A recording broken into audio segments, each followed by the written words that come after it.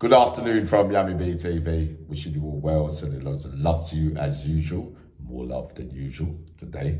Right now, just keeping you updated before I do a bad man video after this one, right? Is that I said on the live, didn't I? Recently, I think, that I've got two mainstream TV channels that I will be going on, possibly four, right? One of them will be Woodcut Productions TV, possibly something to do with Channel 5. You know me, I don't ever check out anything. All I do is just turn up and perform, right? But this one's to do with the Northeast and Vinter, I'm afraid. He done a life sentence before, came out, got another life sentence for murdering a lady called Anne. Very, very sad case.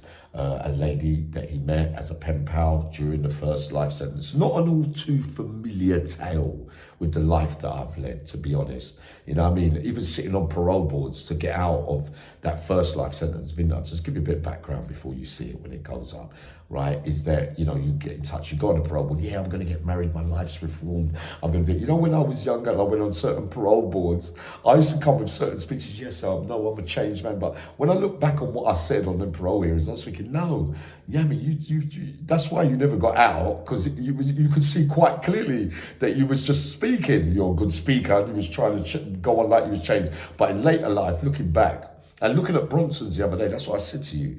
Bronson done it the right way because he's behaving like a man who has done 48 years in prison, even though I'm listening to many of you now and getting loads of information from all around the country that I bumped into the supposed son and all that. Why didn't you tell me that before I did the last video, eh? You know, because on his risk management plan, I believe that he should be getting out. But obviously, maybe certain people might be trying to stop him from getting out. Bloody hell, yeah, I'm hoping you're wrong.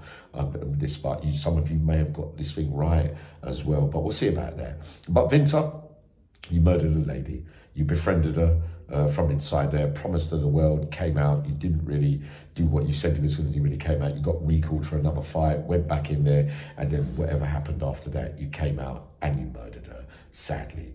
But an awful familiar tale, to be honest, because ever since time began and I've been serving these institutions in prison, even on death row, ladies write to men, serial killers that you think, well, hold on, what are you writing to him? Like Belfield, what are you writing to him for? Right. So, tragic case of Anne, which we'll go through more when that documentary comes out, obviously. Did you see the good in him? Was she a do-gooder?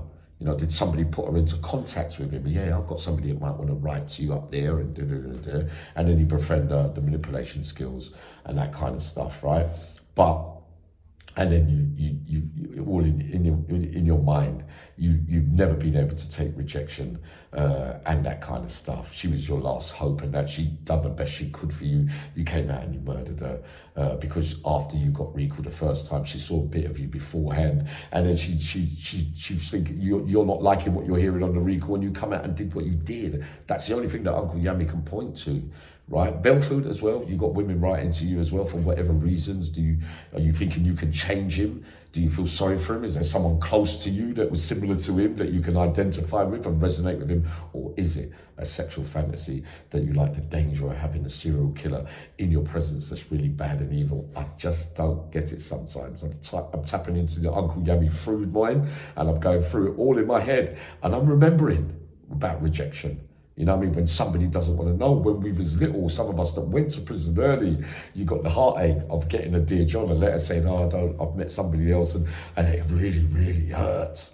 You know what I mean? There was another occasion, I got one where I was opening up and I was thinking, you know what, it feels like, I think I'm going to get a letter today saying that you're finished with me, and it hurts. And when you see him again in the future, you kind of think, oh, I don't like she let me down. You almost feel like you was the victim. You feel like you was hard done by, but hold on a minute. Weren't you the one that went back away? Weren't you the one that promised that you would be like this? Maybe you were the one that never fulfilled their dreams and hopes and aspirations to have a relationship with a man like us who were habitual criminals, and some of them seriously sadistic murderers, mate. You know what I mean? I wouldn't let my daughters or my mum write to anyone in there. I'd go off my rocker because I know what they're thinking, like many of us do. Those that don't, those are the realities. You know what I mean? But what does it mean, rejection? What does it really mean? In the end, when those sad things happened to me, and I was a young kid when that happened to me, I worked out that, you know what, when the way I was feeling at that young age wasn't justified. You didn't look at your own stuff. You weren't accepting of what your part in things were, right? Where those lot, you lot have gone way over the thing and thinking that you'd be seriously hard done by and there's nothing left to live for, so I'm going to take their lives as well, or be a sadistic killer like Belfield or some of those on death row and that kind of stuff.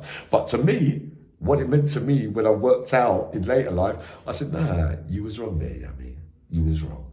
You know what I mean? You can never force anyone to love you.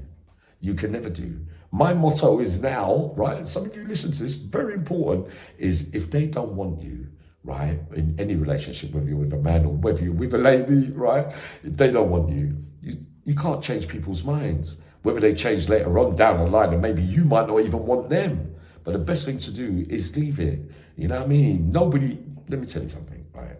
With rejection, it can be hurtful when people want to move on or they find someone else or they realize they deserve better and that kind of thing. They're justified to do that. You know what I mean? It's how you take it and accept it. And the way that I looked at it, even out here now, I thought to myself, all right, you want to go, you do what you got to do. And I'm thinking, all right, good luck to you. I'm not going to run you down. That's not my style. I'm thinking, no, it's your stuff. And if you feel that way, I have to accept how you want it and the way that you see it. It doesn't mean that my life's ended because you decide that you've had enough of me. There's many times that you still get up and you go, okay, then it didn't quite work out. Now, I know it's easier said than done for some of us, especially some of you that have been in long relationships. It's easier for me, I believe, and many men like me, because I'm used to short-term things and used to everybody going and moving on very, very quickly, like moving from jail to jail and thinking, I lost my friends there, good, and I have to make new ones and all that. So we was good at that.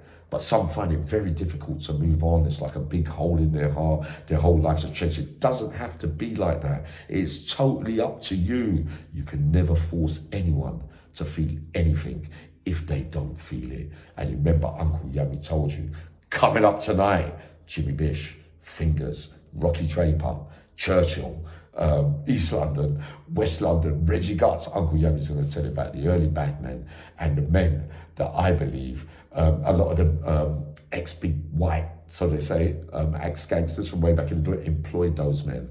In my book, you know Uncle Yummy's motto, you could be an organised criminal with big families and that kind of stuff. You've got that kind of organisation there.